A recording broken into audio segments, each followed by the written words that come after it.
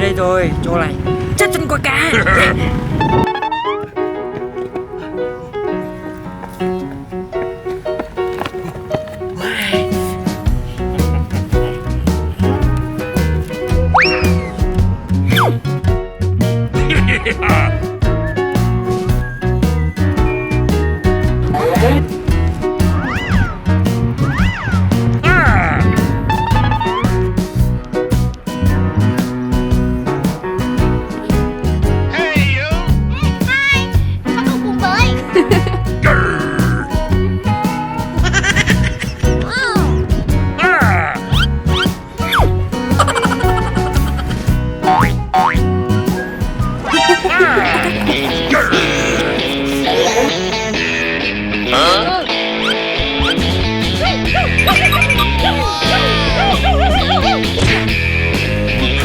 Nhiều cá quá.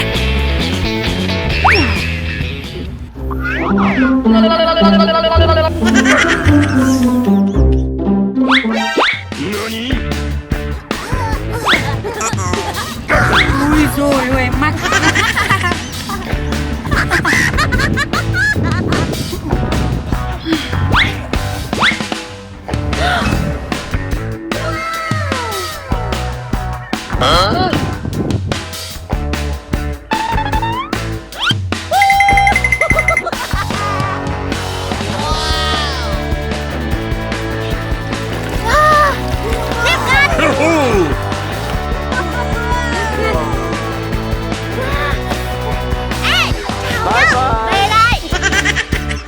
Nope.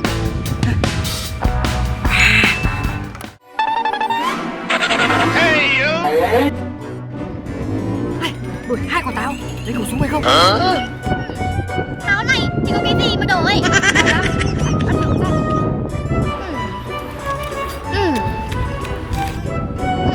Không ngon Nope. cả.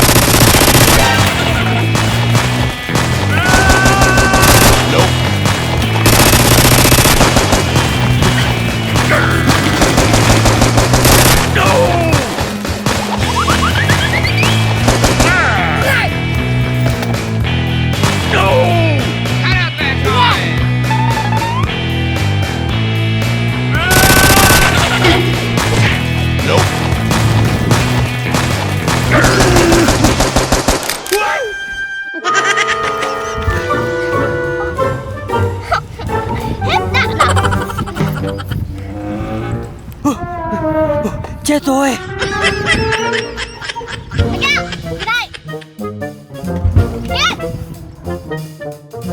Chị ơi tha cho em. Mày định cướp súng của tao à? No!